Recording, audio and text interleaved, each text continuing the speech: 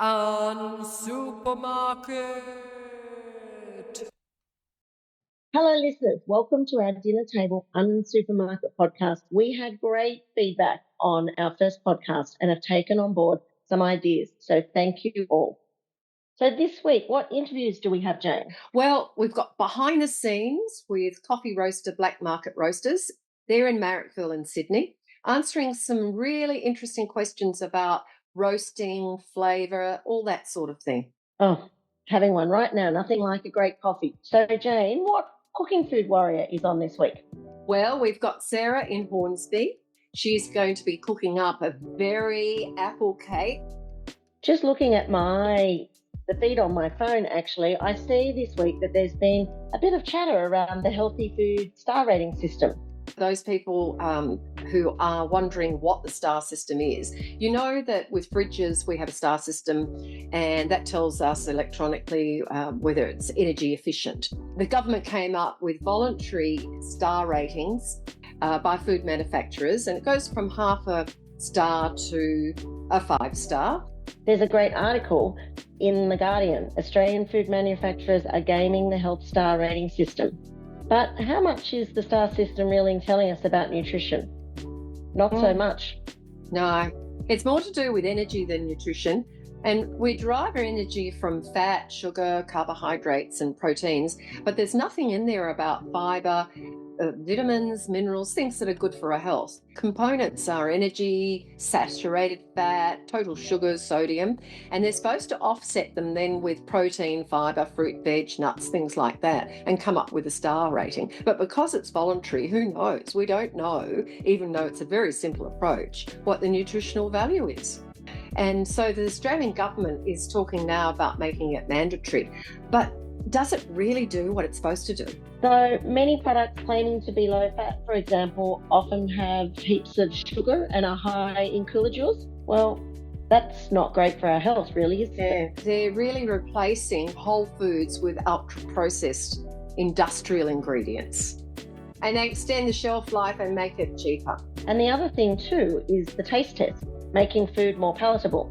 It's one of the things they do in their research. What tastes better, this or that? Then that could mean more sugar. Yeah, that's right. They pile it in because that's what makes it taste nicer. But the industrial ingredients, they're prevalent amongst the large food manufacturers. And so we at Box Dibby go for mostly the small producers because they don't need that long shelf life. And this is one of the reasons why we avoid the major food manufacturers, as we're not into ultra-processed foods and we prioritise the smaller suppliers because of this, who take pride in their products and caring for the health of their customers and our members. So, listeners, if you have an opinion about the star rating system, we'd love to hear from you. Jump on into the comments. We'd love to hear whether you look at the star ratings or they know what they mean for you, or they don't mean anything, or you didn't even know they were there. Maybe go and have a look at some products and see what star ratings they are. Let's hear from you, listeners. Great idea, Jane, because I've never really trusted the star rating system myself, and now I know why. Yeah. That leads us to meeting the Black Market Roasters, who care about flavour and how they roast their coffee beans. We meet Angus Nicol, who's the CEO and co-founder, and then we meet the head roaster, Ben, and finally we meet Randy, the outgoing packer. So let's go behind the scenes.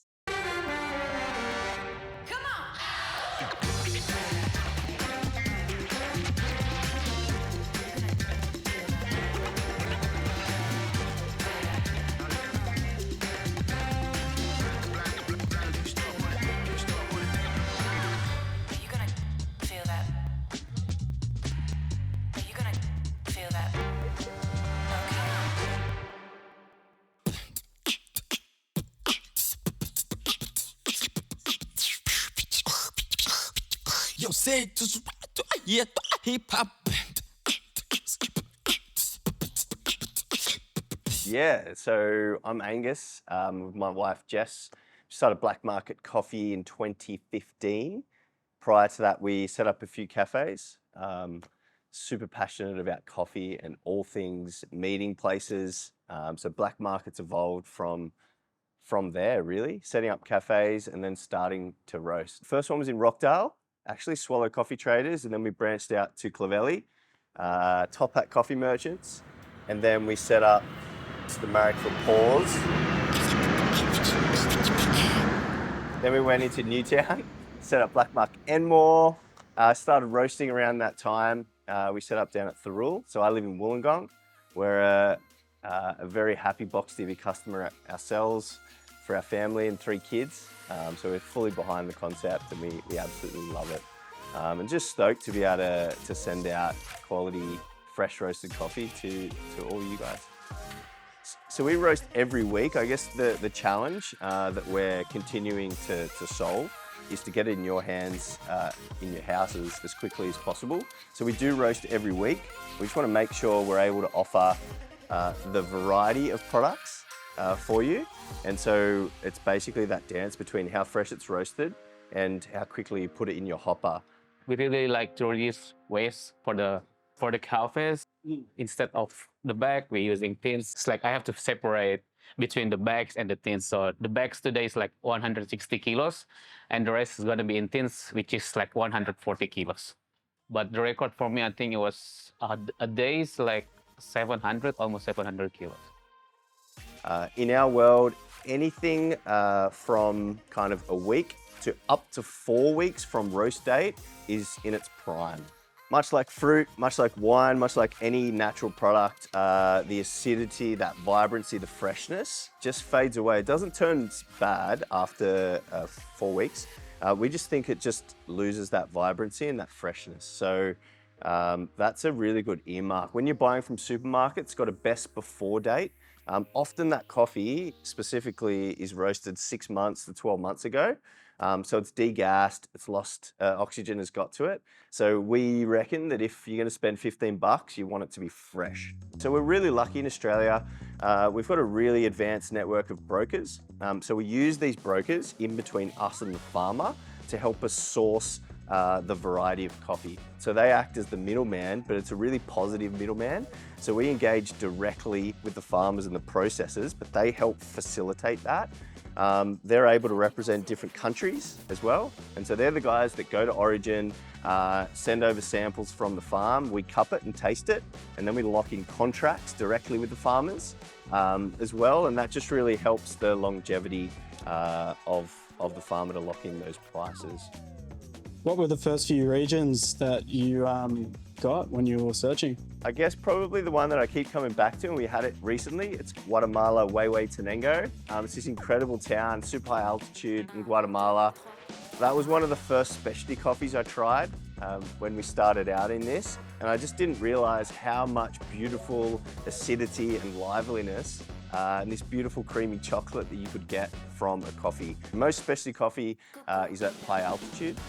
That's where a lot of the vibrancy comes from. So these plants that grow at that higher altitude, they just punch out lots of acidity and lots of flavour into their berries because they want to survive. And so that's where a lot of that beautiful intensity comes from.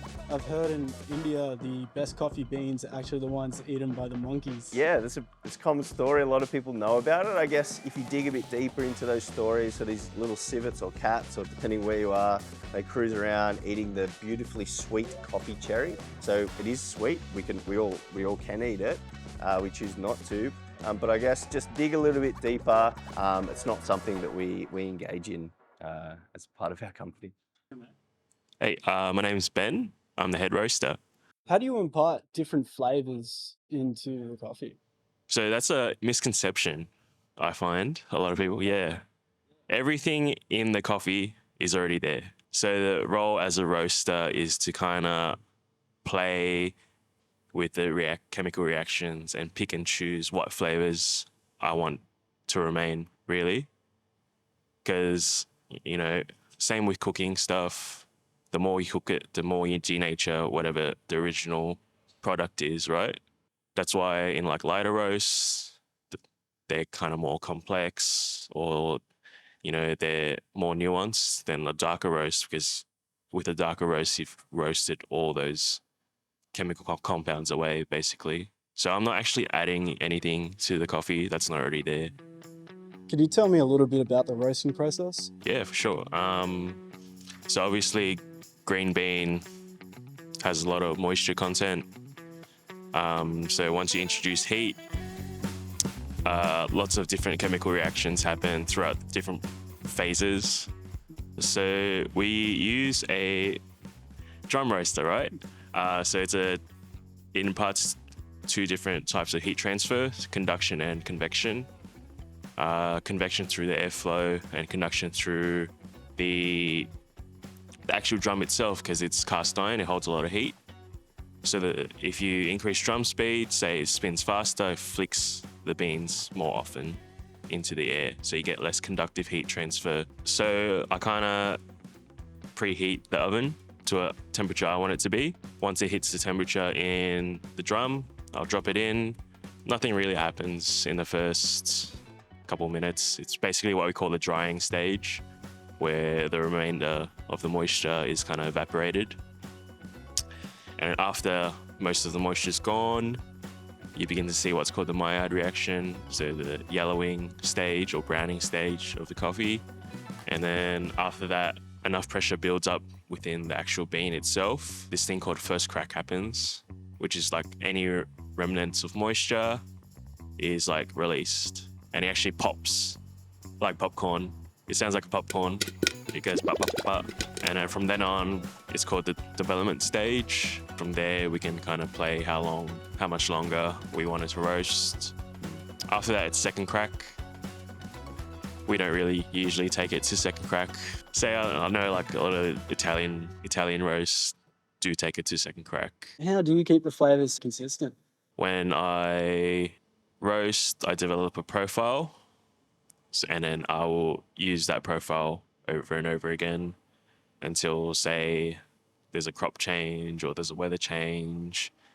But the way I keep an eye on that is through two ways: through our QC, which is cupping. I cup every batch every week, so I taste the coffee that we roast every week.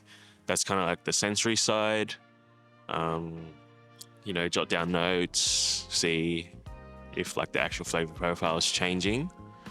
Another way is through our Agtron readings. So we use a refractometer. It's this little device, kind of reflects light into a bed of coffee, and whatever it bounces back, measure the actual color of the beans once it's roasted, with 0 being the darkest or black, basically, and then 100 being very light. What was your first coffee flavour? So Liberty Blend, this was our first blend. These are the ones that is probably one of the most popular with you guys, as well as the O Blend, the organic blend. But so Liberty Blend was designed in Newtown in Enmore. In Enmore, we've got a really diverse community. There are people that really want to push boundaries in the best possible way. So we created this blend to represent them. The blend is steeped in chocolate, caramel. I liken it to a chocolate paddle pop. So just remember as a kid opening a chocolate paddle pop, it's exactly what it tastes like. But it does have this little bit of acidity there, and we're constantly trying to upgrade the quality of this acidity as it changes. It doesn't present as fruit, but when you taste it through espresso or even filter, just that little bit of a dance on the tongue is what keeps us excited.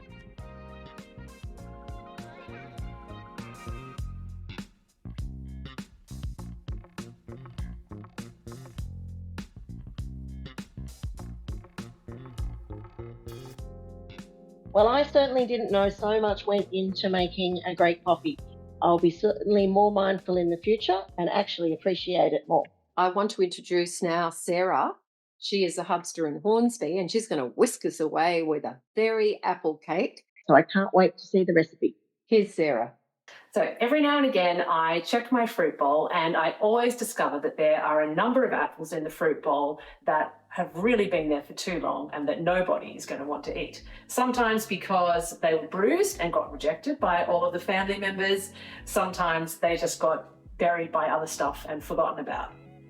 So I'm going to show you today how to make this very apple cake. And I say that because it's actually more apple than cake. So this is a wonderful recipe that is for using up lots of apples. I usually put in 5 or 6. You can use any sort of apples. I've got Granny Smiths and one, I think it's a Pink Lady here to use today. So I'm just going to core and peel all of the apples now, and then we'll chop them up. And you can make this as a whole cake. It's delicious. I'm actually having friends over tonight, so that's why I'm making it. But you can also make it in muffin tins and pop it in lunch boxes for a, semi-healthy recess snack. Okay, so I've peeled and cored my apples, and now we just want to chop them into sort of like roughly 2 centimetre cubes. Don't cut out the bruises, no one's going to notice them when they're cooked.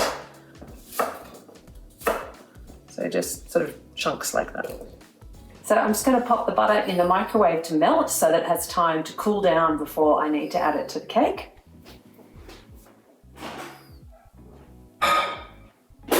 All right, so now we're ready to actually put everything together. It's a really fast cake to make, which is one of the things I love about it. Let's crack our eggs into the bowl. Give them a bit of a whisk, just so they're a little bit fruity. You can use an electric mixer if you want to, but the hand whisk is fine.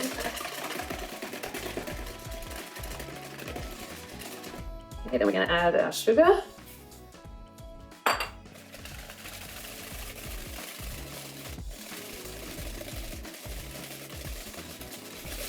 All right, so next we're going to put in the vanilla.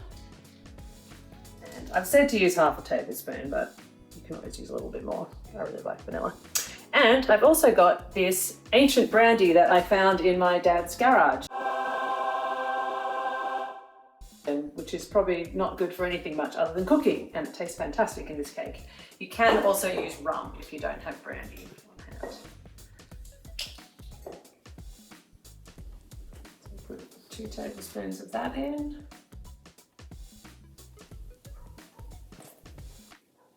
Now we're going to add self-raising flour.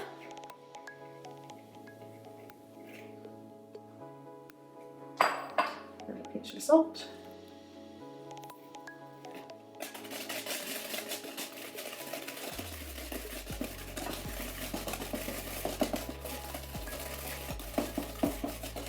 Okay, then we're going to add the melted butter.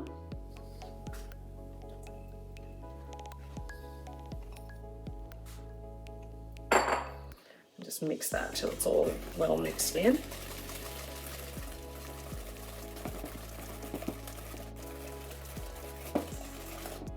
So as you can see, we've got a real sort of, it's a reasonably runny sort of batter.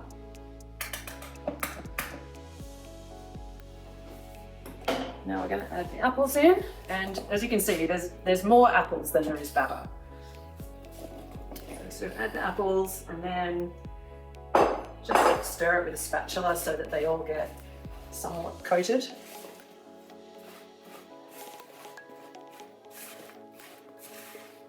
So I've popped the oven on, I've put some baking, lined the bottom of my tin with some baking paper, and I'm just going to grease the sides well using some butter.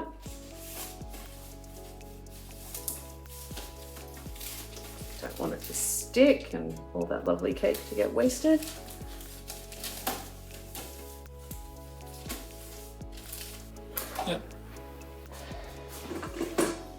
Okay, so we just put our apples and batter into the tin. And I'll just sort of squash it down, make it reasonably flat. And then we, just pop it in the oven for 50 minutes, and you can tell that it's cooked when you put a toothpick into it and it comes out clean.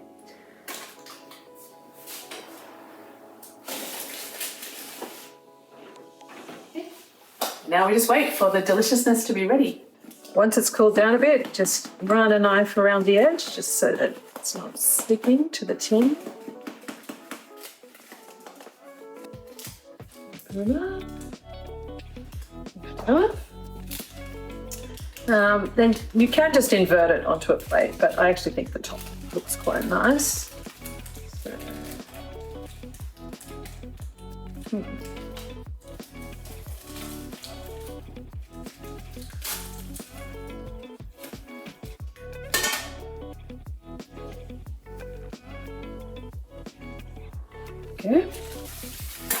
Beautiful. And then can also just sprinkle a little bit of icing sugar on top to make it look good. And there you go. Done. Beautiful apple cake, ready to enjoy.